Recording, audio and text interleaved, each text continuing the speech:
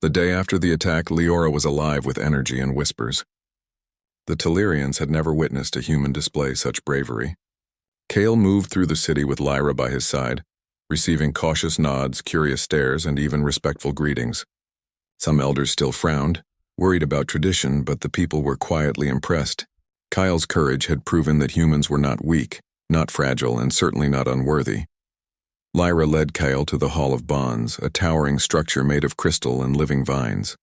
Here, all Telerian bonds were formalized, studied, and celebrated. Normally, she would not have been allowed to enter alone with a human.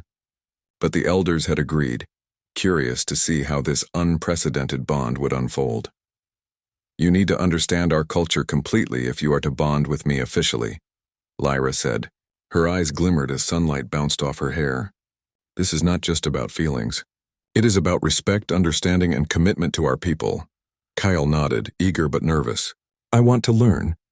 I want to understand. I know I have much to prove."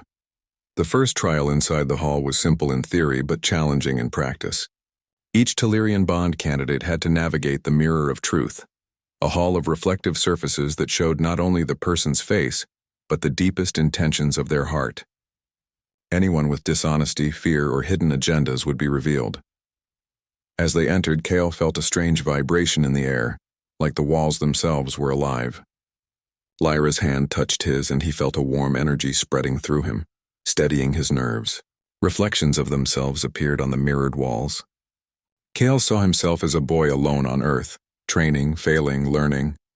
He saw his determination, his love for exploration, and the countless choices that had brought him here. Lyra's reflection shifted as well, showing her doubts, her hopes, and her yearning for a connection that transcended tradition. Kale looked at her reflection and felt a surge of protective instinct. He realized then that this bond was more than ritual.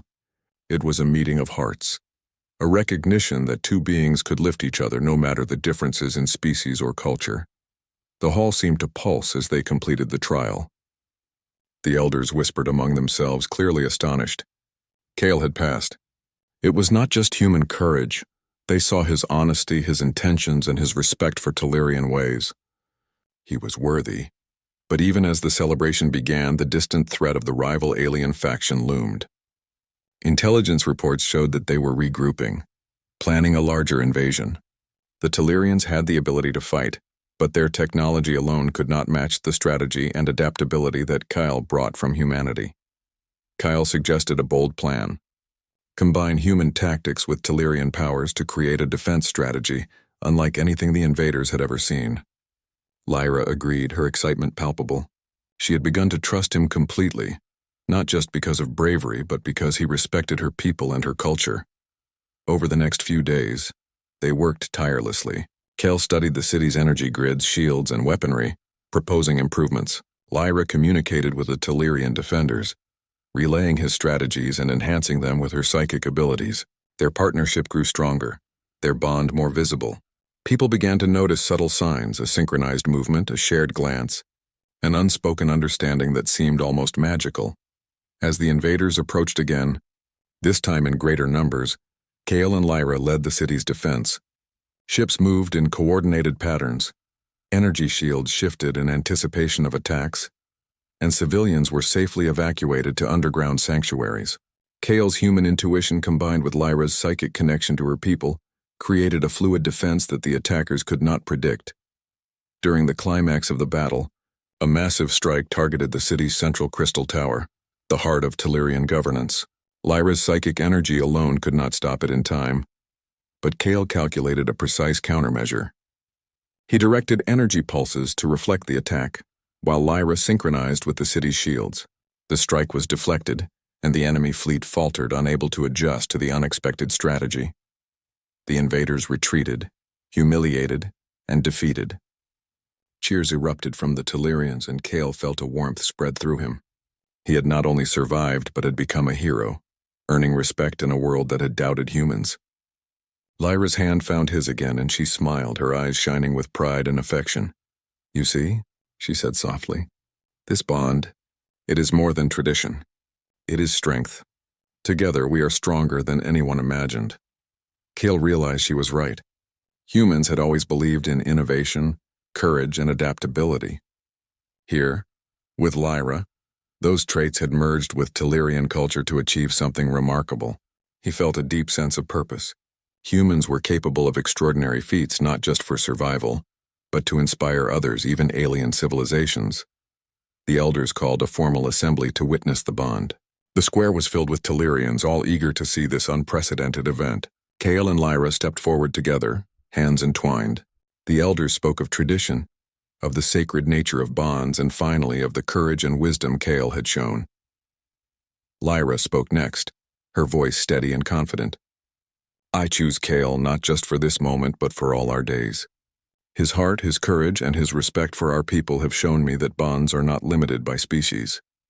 They are formed by trust, love, and shared purpose. Kale felt a mixture of awe and humility.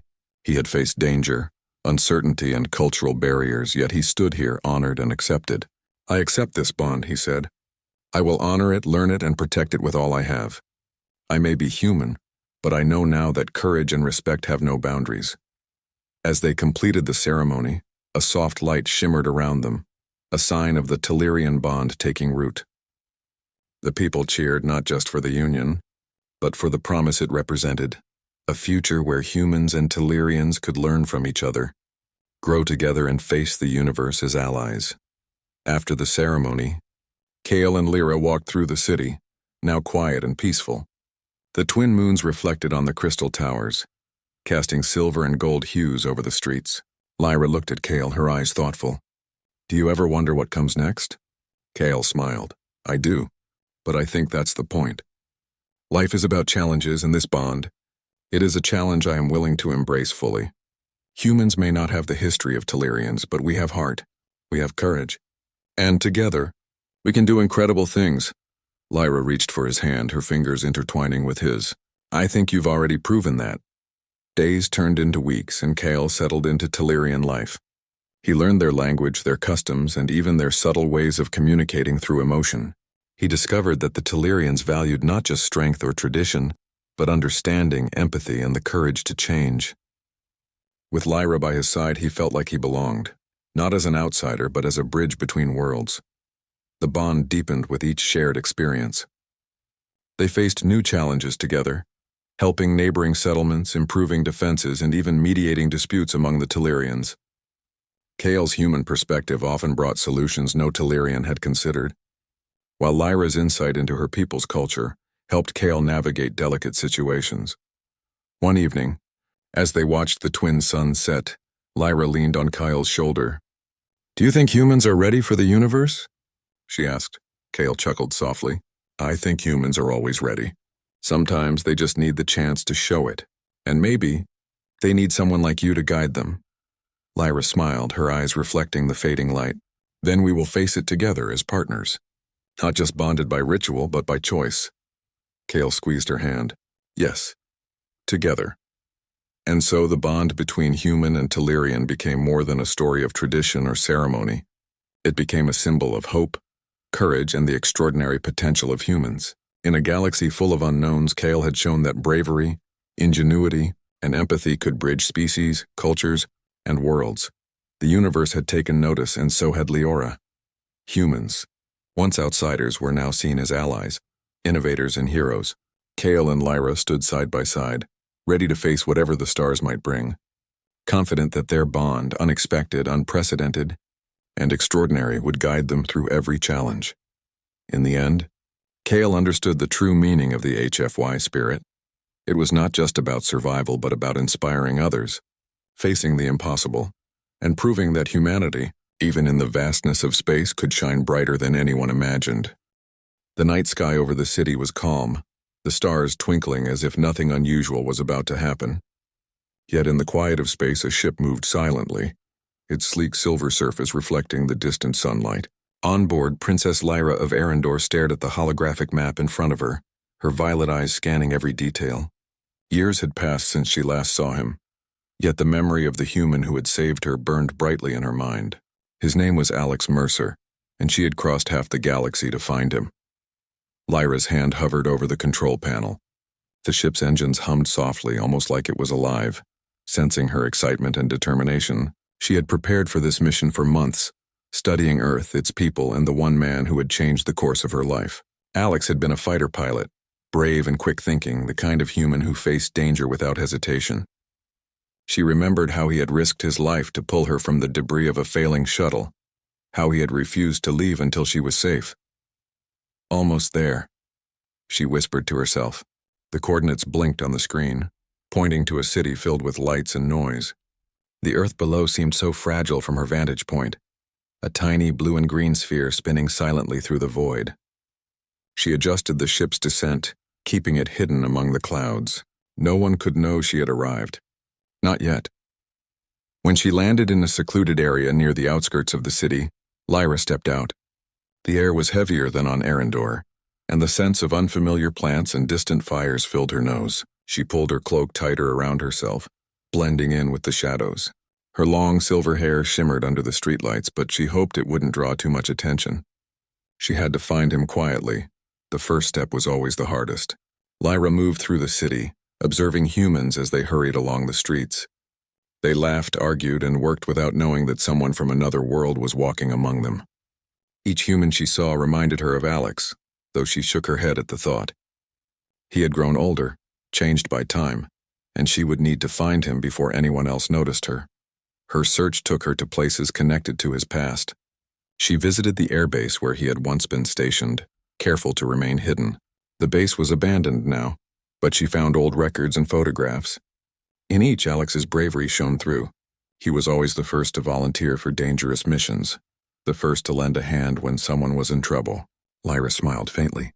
It was no wonder she had trusted him with her life all those years ago, but not everything was simple.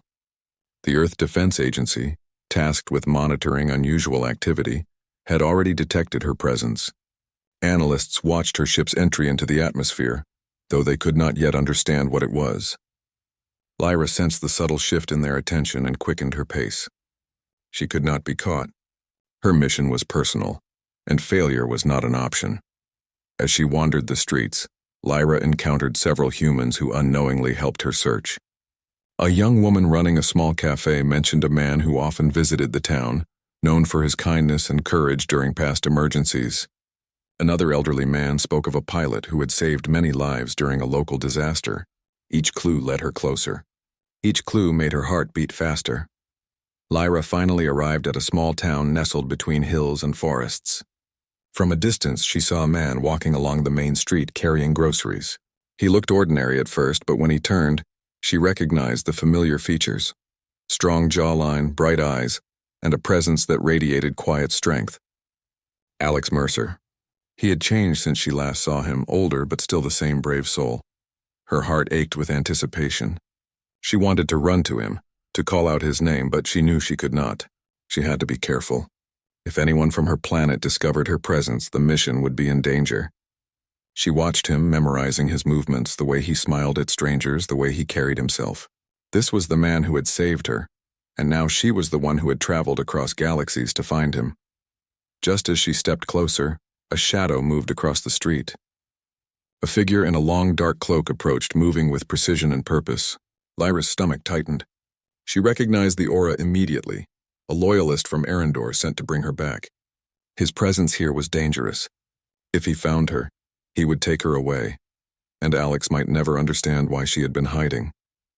Lyra ducked behind a nearby building, holding her breath as the loyalist passed by. He scanned the area, his eyes sharp and unyielding, but he did not see her. Once he disappeared into the night, she allowed herself a quiet sigh of relief. She knew the danger was far from over, but at least now she was close to him. The next days were a careful dance of observation and patience. Lyra learned Alex's routine, the places he visited, the people he cared about.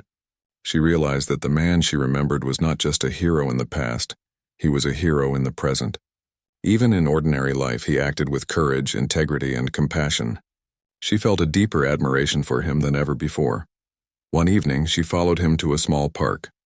Children played, dogs barked, and the city lights reflected on the pond's surface. Alex sat on a bench reading a book and watching the world with quiet attention. Lyra stepped closer, her mind filled with a mix of hope and fear.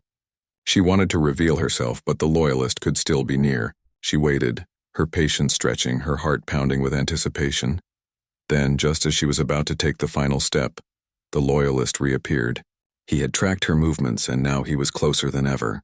Lyra's mind raced. She could not confront him directly, not yet. She needed a plan, a way to reach Alex without drawing attention. Her fingers touched the small communicator at her wrist, sending a silent signal to her ship. Backup was ready if needed, but for now she had to rely on her own skills. She watched Alex again, marveling at his humanity. Humans were unpredictable yet resilient. Even in a world filled with dangers, they continued to help, to create, to survive. Alex had once risked his life for her, a being from another world, and now he inspired her in ways she had not anticipated. The thought strengthened her resolve. She would find a way to reach him, to let him know that the girl he saved all those years ago had never forgotten him. Night fell, and the city quieted. Lyra remained hidden in the shadows, waiting for the perfect moment.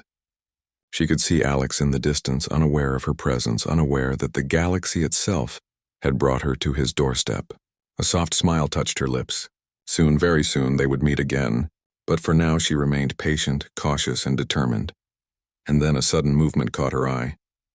Another figure, one she had not noticed before, emerged from the darkened alley. The figure moved swiftly, and the aura of authority and power surrounding him made Lyra's heart skip a beat. This was no ordinary observer. This was someone with purpose, someone who intended to interfere. Lyra's eyes narrowed. She would not let anyone take her away, not before she found him. She slipped into the shadows, moving silently, tracking Alex while avoiding the newcomer. Her mind raced with possibilities, each more dangerous than the last. The loyalist was here, and he would not give up easily. Yet Lyra felt a spark of confidence. She had survived worse, and she had a reason stronger than fear. She had come to find the human who had saved her life, and she would succeed. As the first light of dawn touched the city, Lyra watched Alex one last time before retreating to her hidden ship. She would plan, observe, and wait. The reunion was close, closer than ever, and nothing, not even a loyalist from her own world, would stop her from reaching the man who had once been her savior. The galaxy had brought them together again, and she would not let the chance slip away. The night ended, but her mission had only begun. Somewhere in the city, Alex Mercer continued his ordinary life, unaware that a princess from another world had come to Earth to find him. And somewhere in the shadows, Lyra prepared for the moment that would change everything.